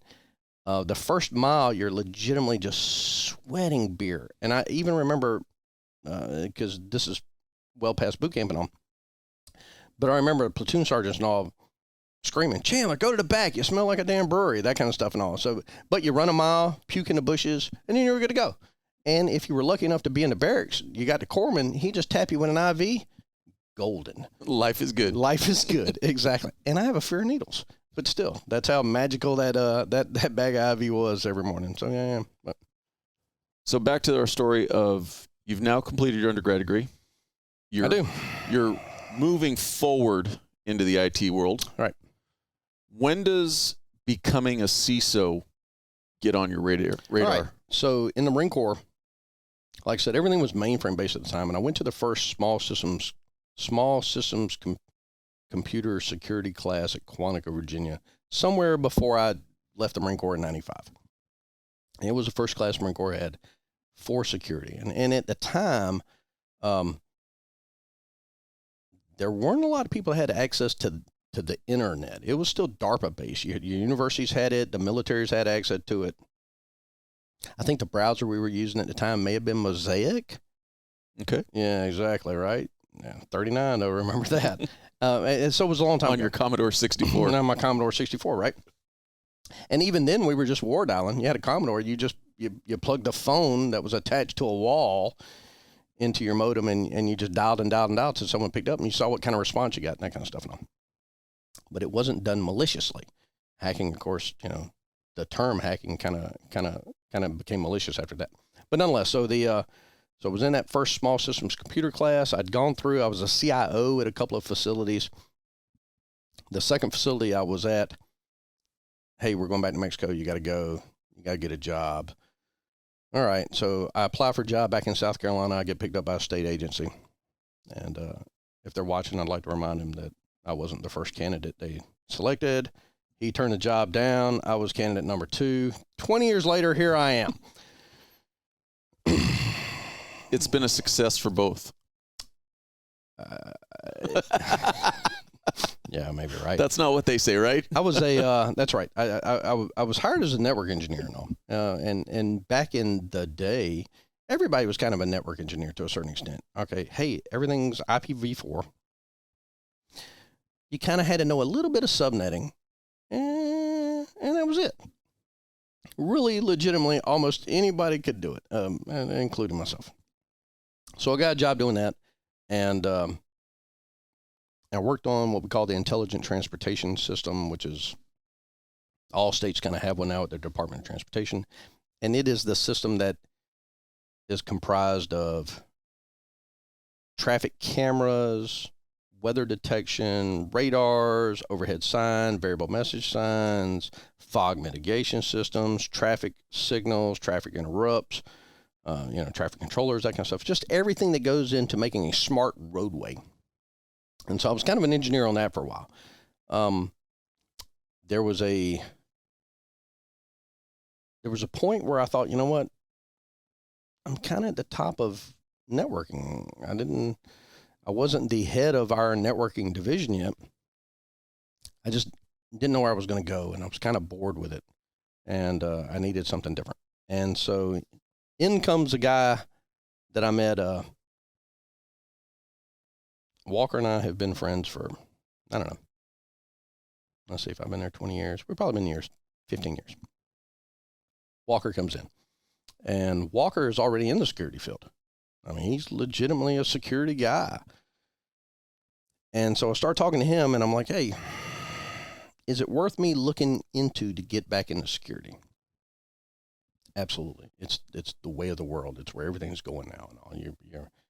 You're certainly seeing the importance of protecting information, whether it's classified or not, if it's PII, if it's PCI, whatever it is, and that kind of stuff. And I asked him, I said, would it be better for me to go the certification route or to go the education route and do an advanced degree? And Walker's quote was, education wins every time. Go the education route, go do a master's program somewhere. And the absolute worst thing you wanted to hear. Whew, that's 3 years, man. It wasn't. It was about 2 years. Actually, before that, before I talked to Walker, I called the School of Law at the University of South Carolina to see about being a lawyer. I'm very argumentative, as it turns out. No one would ever say that about you. Or I'm told, right? But the thing about the School of Law is that they don't want you, not necessarily don't want you, told me I couldn't have a job my first year as a law student. I'm like, dude, who's going to make the house payments? What about the cars and stuff? I like race cars. Yeah. And so I had to consider that. And I was like, I can't quit my job for a year. I'm still paying student loans from the first time. So is that all law students their first year? So if you got some mid-career changer, they have to stop working for the university told me. University of South Carolina said you can have a job as your first year as a law student. That certainly wasn't an option for me. So then I talked to Walker and said, hey, tell me about the master's program. What am I looking for here? And so he told me about the master's program. I went online, found a master's program in cybersecurity, did a little research. I thought, you know what? Hell, this is for me. This is exactly what I want to do. Applied and was denied. At our college? Yeah. You have a track record with school, don't you? Shit. No wonder I didn't want to go back. So as it turns out, here I am I was in my 40s. I applied for postgrad degree, or for cybersecurity postgrad at Utica. And part of the process was your transcripts from your undergrad degree. And I legitimately went back and gave them my undergrad degree and the transcripts. But between when I first attended Coastal and I went back to Coastal was in 1953 when it was founded, it was part of the University of South Carolina education system, or the university system. When I went back the second time, Coastal was a standalone school. They were their own. Kind of like Utica College. Used to be part of Syracuse. That's exactly right. The Orange Men. Orange is a horrible color. Clemson fans. And so anyway, so when I applied to Utica, they saw that I had an undergrad degree from Coastal, but there was a reference to my other undergrad part at the University of South Carolina at Coastal. So they saw them as two separate as opposed to one entity. And they wanted a transcript from that first year. And of course, when I supplied a transcript of me at 17, they didn't want to keep their distance. So how many times did it take you to get into Utica's program? So oddly enough, because being the persistent person that you are. Right. So I get a letter in the mail saying I was denied. And one day of sympathy. That's all I get. And so I drank like a good Marine did that night. And then the next morning I got up and I said, all right, today, new day, we start over again. And so I called the school. Actually, that's not true. I got a call from the school sometimes later. And the question was, where's my Marine? I was like, well, sir, I said, I was denied. And he said, what do you mean you were denied? I said, although I'm 40 years old, in my 40s, I have a transcript from when I was 17. Would you please clarify for the people who have been listening, because you have been saying up to this point Joe, that you're 39 right now. I'm 51, if you're going to make me admit. I'm 51. But so Joe called me. And he was like, why are you not here? It was the first day of when I had residency when I had to be on campus. And legitimately, he was like, where's my Marine? And so even he didn't know. And I was like, sir, I was denied because of something that happened, 23 years ago and then some. I'll call you back. A couple of days go by and Joe calls me back and he said, can you be here January 6th or so, which would be the next semester. I was like, you're damn right I'll be there. And so that was when I got picked up. So you actually didn't need to apply a second time? I didn't have to reapply the second time. That's correct. Joe went to bat for me. So a long way around to this story of how we met was through the cybersecurity program at Utica College. Roger. How important can you be a CISO without having a master's degree? Is it possible? It's done everywhere. Oh, okay. Yeah, there are a lot of people that actually do it. So graduated the agency that I worked for, or at least in the state of South Carolina, we had a major data breach with the Department of, it doesn't matter what department it was, you can Google it. I'm going to go back and clarify something for people listening. You actually can have a class with a professor and ultimately go forward from there and be friends with that professor. That's our connection. That is our You were one of my students. That's correct. So back to your story that I interrupted you on. One of your best students? The best. Okay, well, there it is. So nonetheless. So the one who did the most research on me. That's certainly correct. You know how awkward it was when I was like, so by the way, I've got a stack of stuff that I didn't want to put in a report when I footprinted you because I just didn't think it was very appropriate. So anyway, so as it turns out, there was a major data breach at a South Carolina state agency. The governor came out and said, "Hey, look, enough messing around. All of the large agencies, cabinet agencies, there's 74 of them, I think. You need to get some security people in place." I had just graduated with a master's degree in cybersecurity. I had a cybersecurity background, had a Marine Corps background. Who better to be your first security officer? So the position was created at my agency. I applied for it, was accepted. Next thing you know, I'm the Chief Information Security Officer. Mm-hmm. Is a CISO a network guy? Are they directly related to keeping the network up and running, or is that a completely different entity? So it's interesting. So when you look at the terms, oh my gosh, I apologize. We're getting ready to get really geeky, but it's what I do.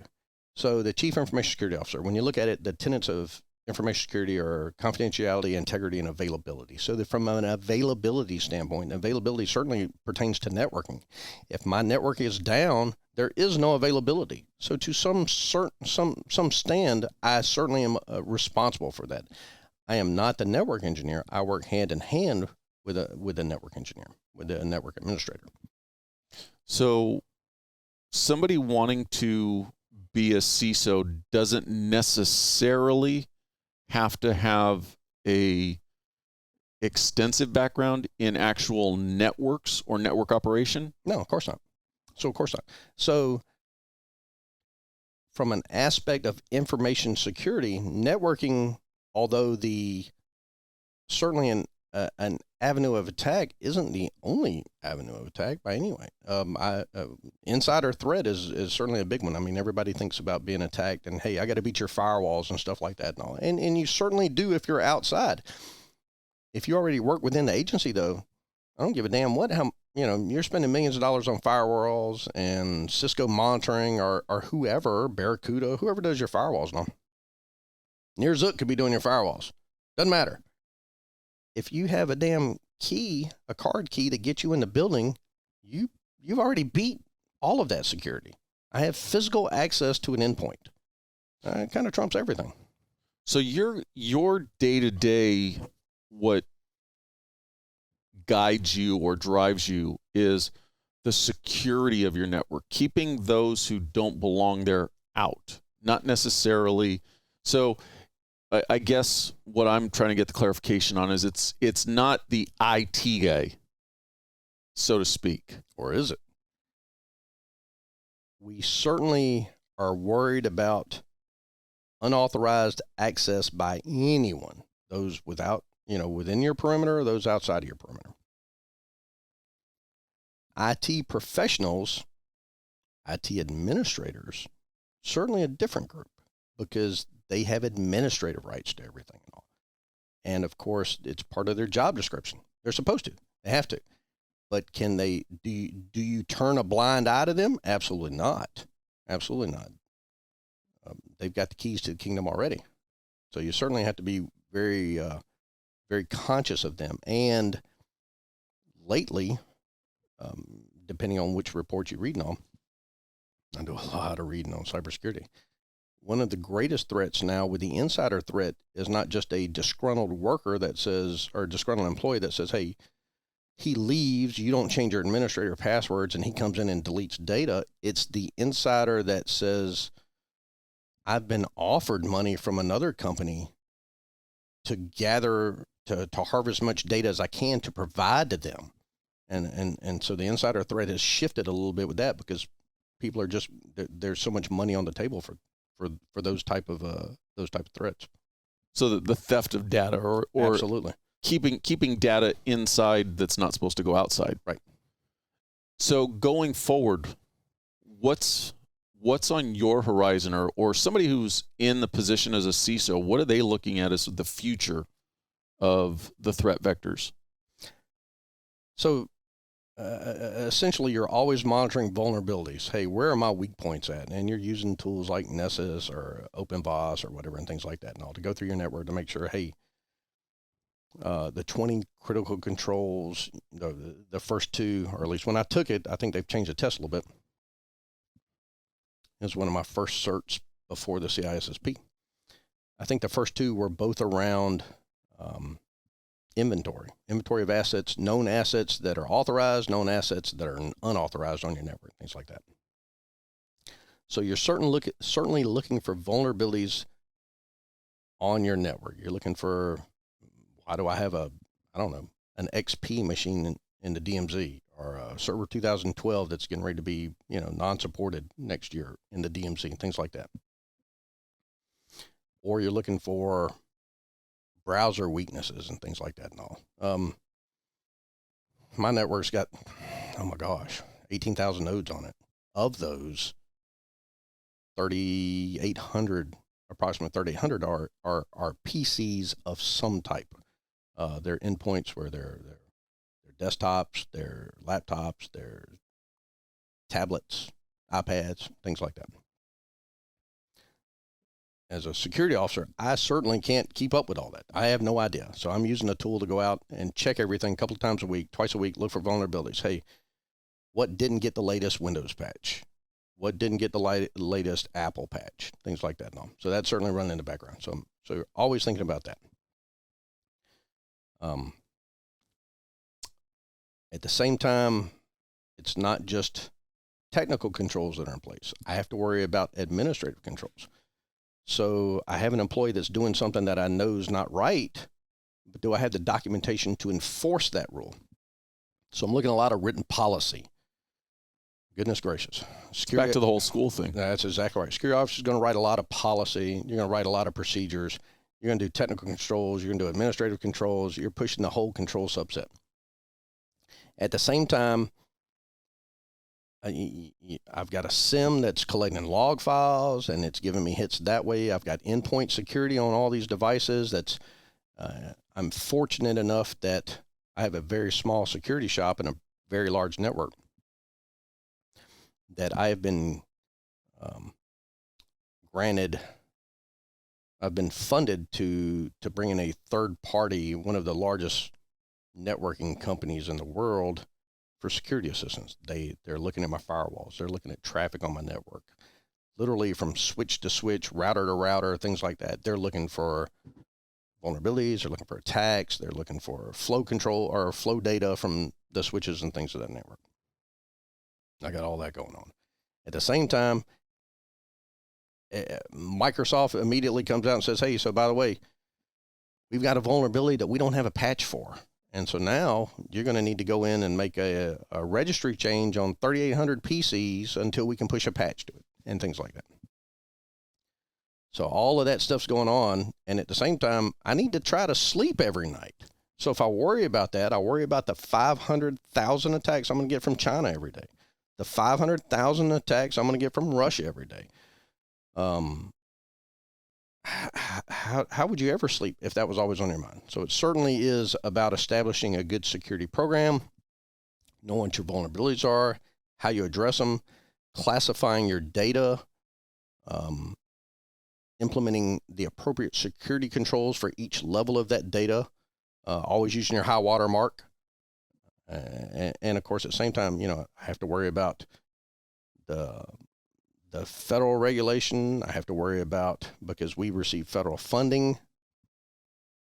If you process, payment cards, payment PCI DSS information, if you've got health information, if you've got student loan information, if you've got IRS information, all of these things, there are requirements for all of those. And I'm the security officer. I have to prove that I'm doing what I'm supposed to be doing in regard to all those frameworks. But I don't have time for that. I'm bringing in external auditors. I have internal auditors and things of that nature now. And now you've got me wondering how I sleep at all now that I start thinking about it. Goodness gracious. Well, you are 39 and you look 51. I do. Not a day over 39 with all this gray hair. Mm-hmm. So you mentioned previously having quite a few ex-military on your team. Roger. Or in your, are they on your team? Or are they in your unit?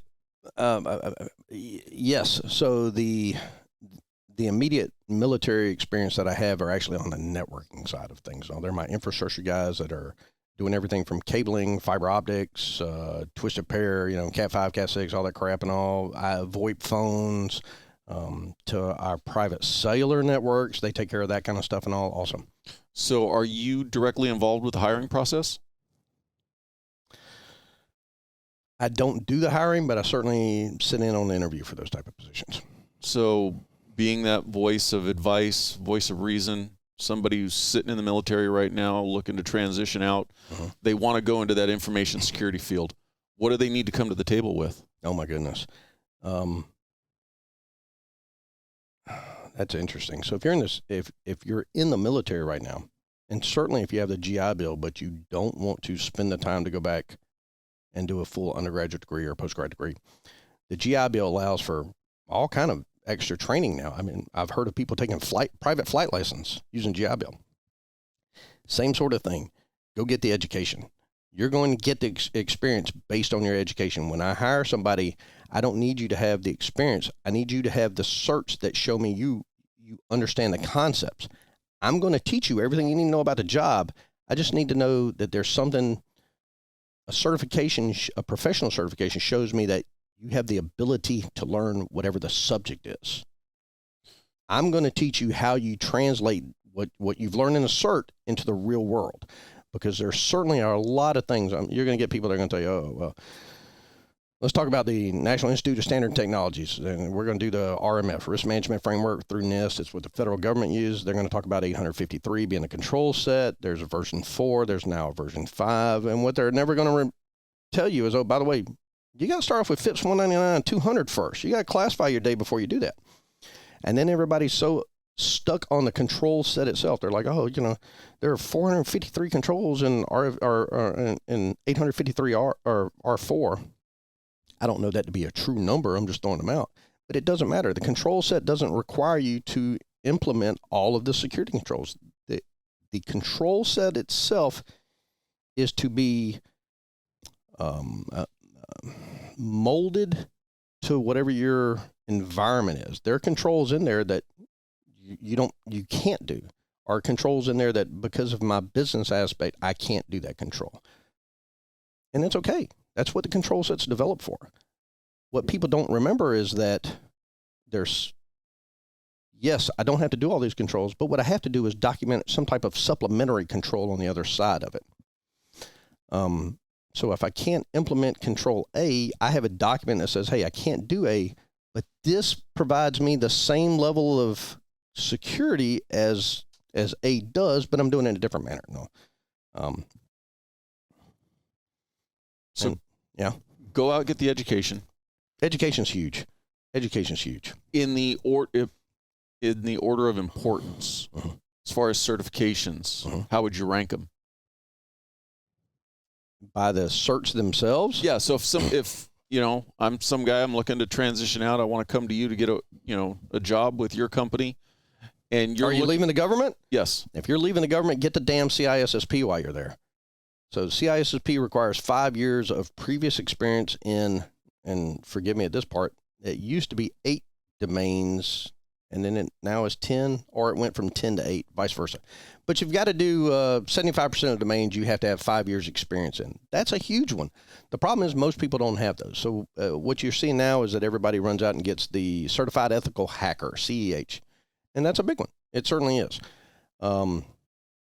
There are a lot of certifications now. But is that would be something that would, trying to put it in, I'll get you in the door. Language that's a little, would that be the minor leagues to a CISSP? Yeah. Okay. Yeah, absolutely. It's there's no time requirement on it. It legitimately, you take the class, read the book, take the test, and you can But maybe pass. for somebody who doesn't have an extensive background in networks. That's right. People are going to take the Security Plus, SEC Plus.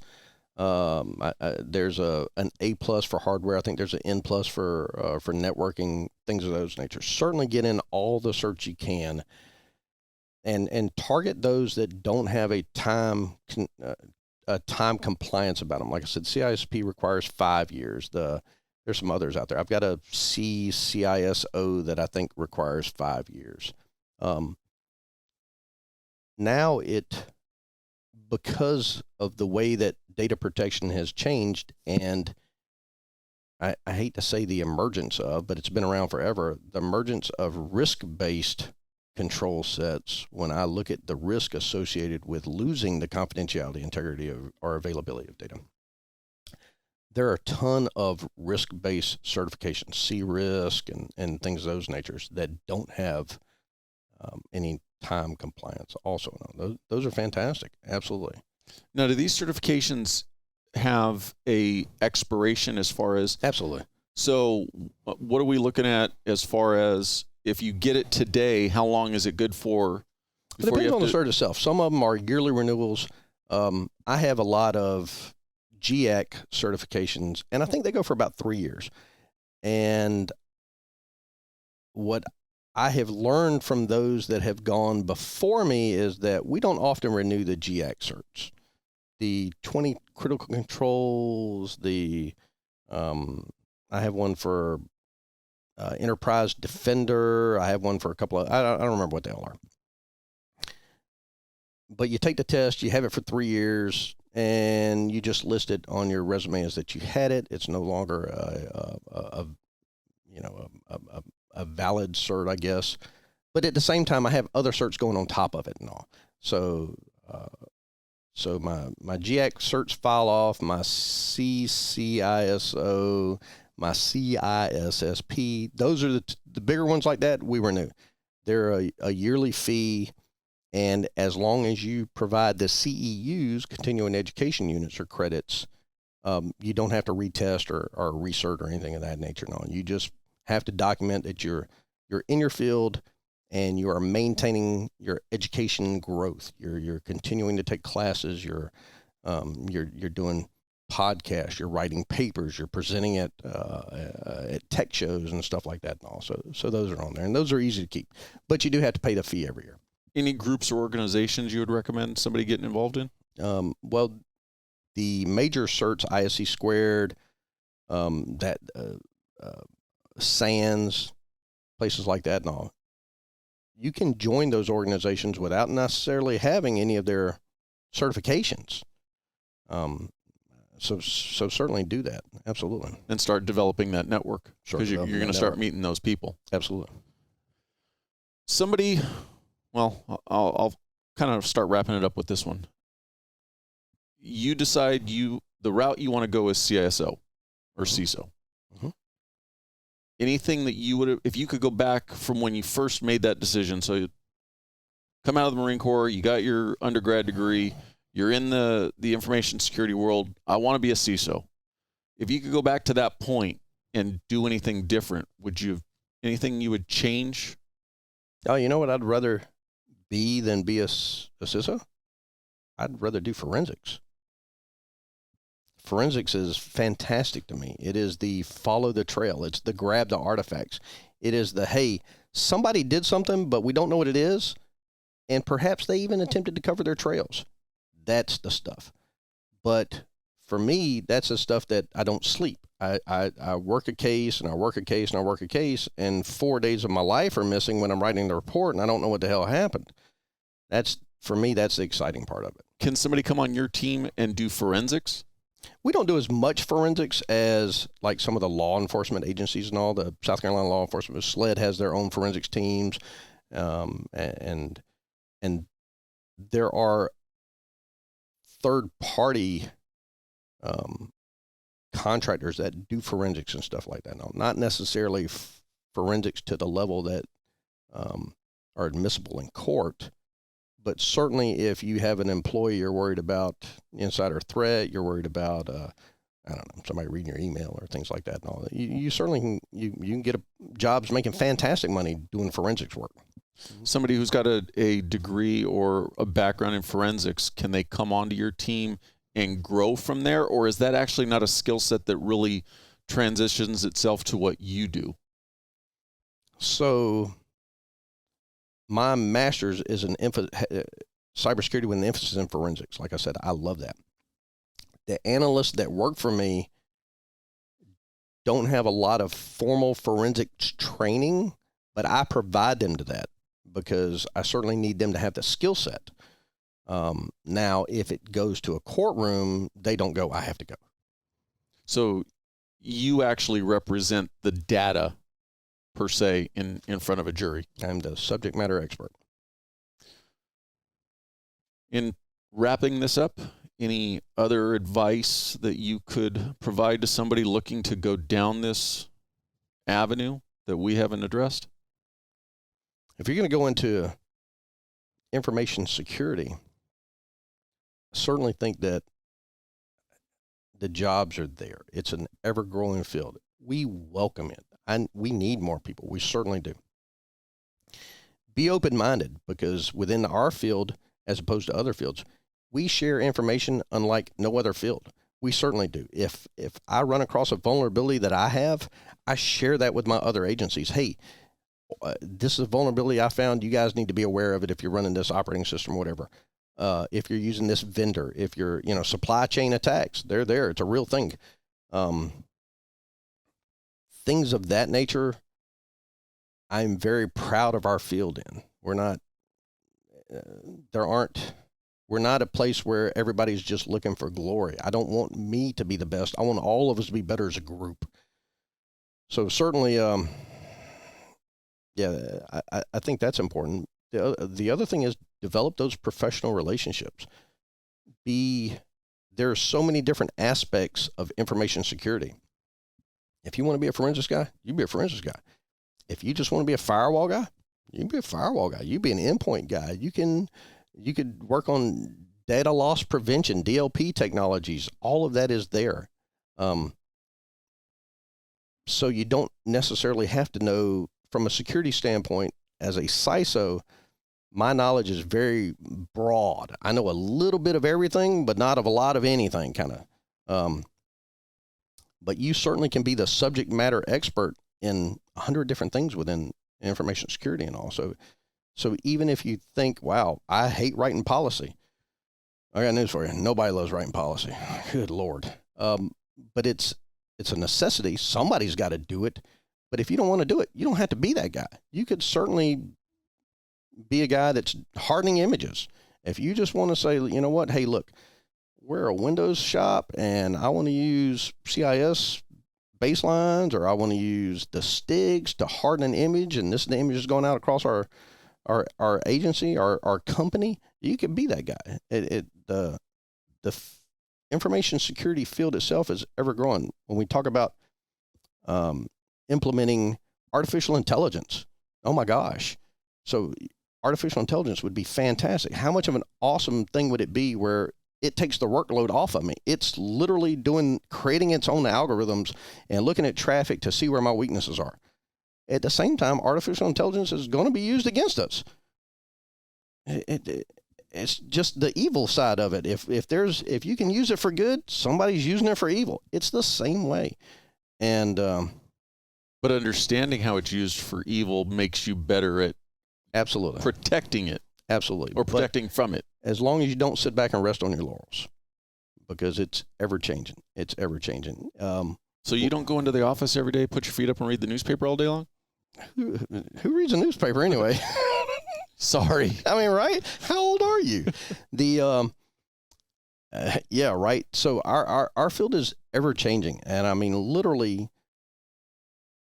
I will say this, if you don't like reading, maybe information security is not necessarily a thing for you, because I am always reading something. It's intelligence, it's threat intelligence from 20 different sources all day long, what's coming in and all, because you certainly need to know what the adversary is doing.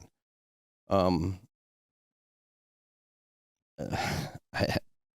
there's a saying in security, at least amongst security officers, that I don't necessarily have to be the best.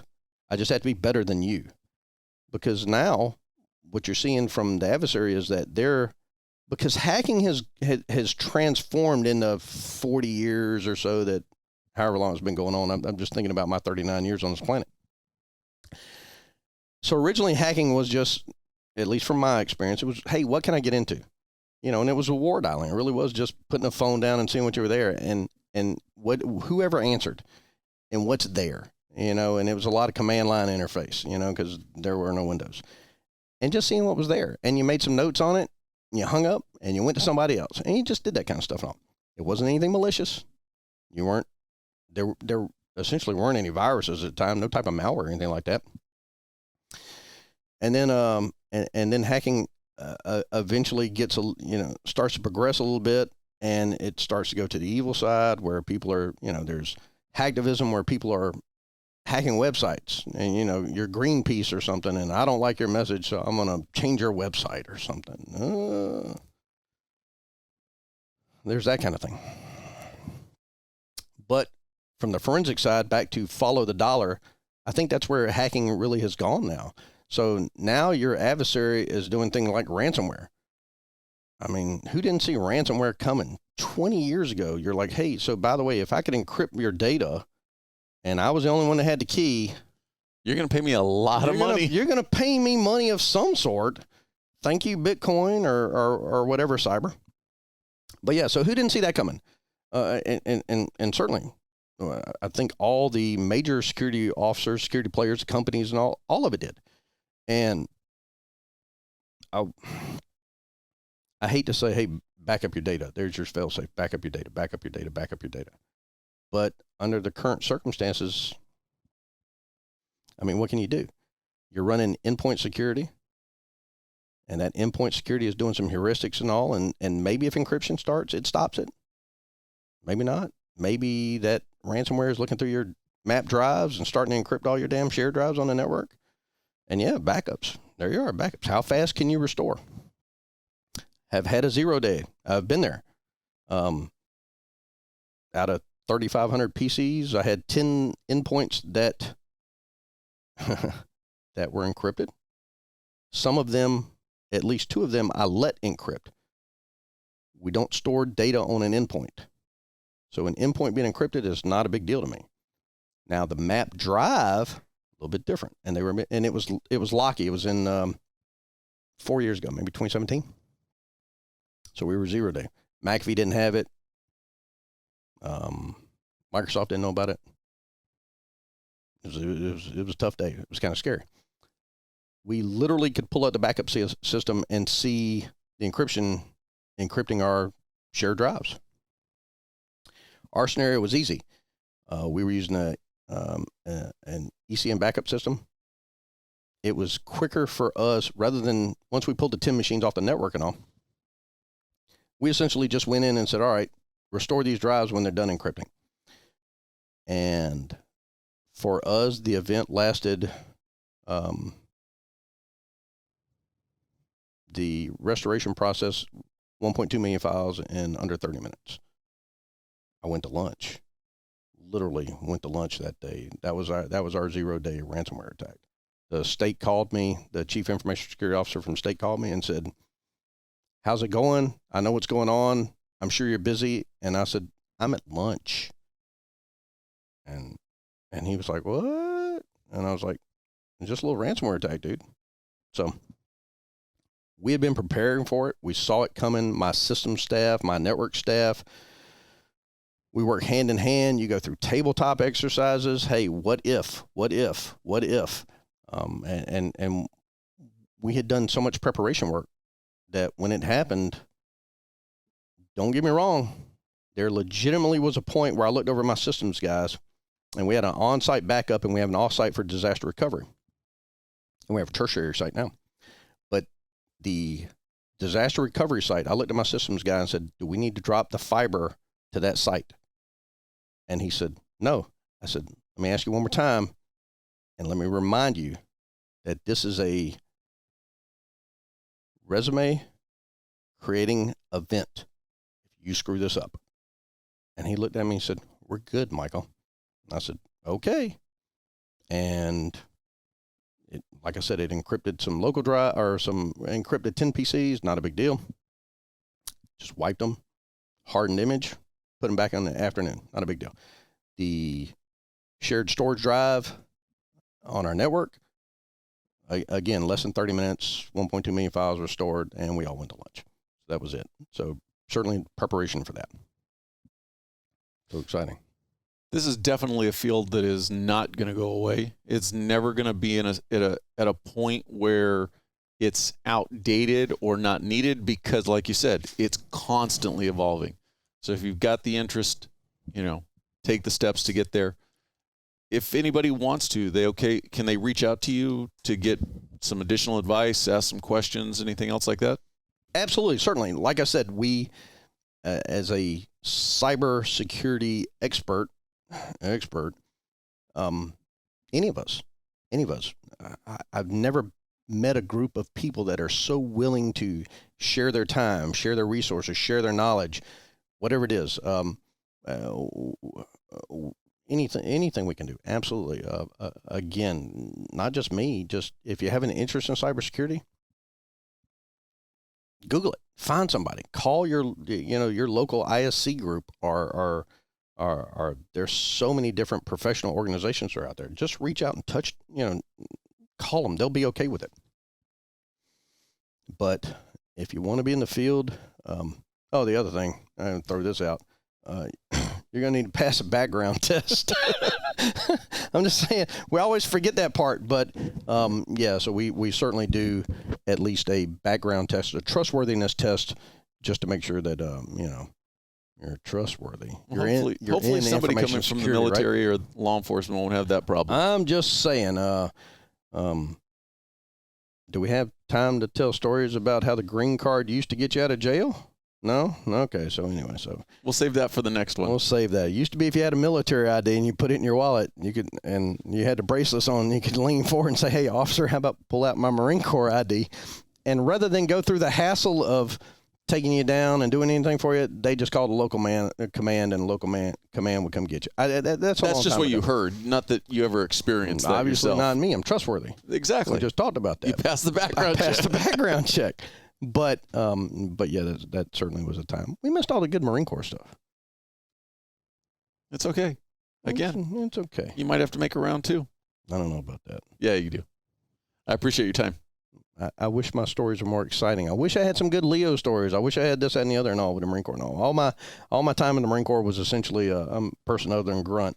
But for me, it was, I got to meet presidents. I got to meet senators. I got to meet the generals that you see on TV. I hung out with, Medal of Honor winners and all. Wesley Fox, I used to sit next to quite often. He Medal of Honor winner for the Marine Corps, died a couple years ago. Those were the type of things, and essentially, those were the type of things that molded me. Those were the type of things that made me. I look at the Marine Corps as just a stepping stone, but it was the biggest of my stepping stones. It was what molded me into the person I needed to be to continue down that path. I needed a little discipline and a little guidance, and the military certainly provided me that, and I am eternally grateful. And then the funny thing is, when I look back on it and, hey, was anybody else in your military? Guess what? Everybody in my family was in the military. They just never talked about it. So once I came back from the Marine Corps, my great Uncle Si was telling me about, he played ball at University of South Carolina. He was at Ohio when he got drafted, because that's what you did during World War II. And he went to the Aleutian Islands in Alaska as an Army guy. And then my grandfather that passed just this past week, I was at his funeral yesterday. He was a meteorologist in the Air Force. I know, right? For 2 years. And it's funny that the guys that I had these relationships with growing up, my relationship with them as an adult post Marine Corps, totally different. Totally different. It was as if the Marine Corps, the military in general, was the respect that I needed for them to respect me, to say, hey, you're now a member of the club. We can talk to you. That's right. I'm on the team now. And so my relationship with all these uncles, grandparents, and stuff like that, and all totally changed. And as it turns out, my family that wasn't military, are all military. Everybody's wearing a patch in some form. Pretty amazing. So, yeah. Well, very cool. I appreciate your time.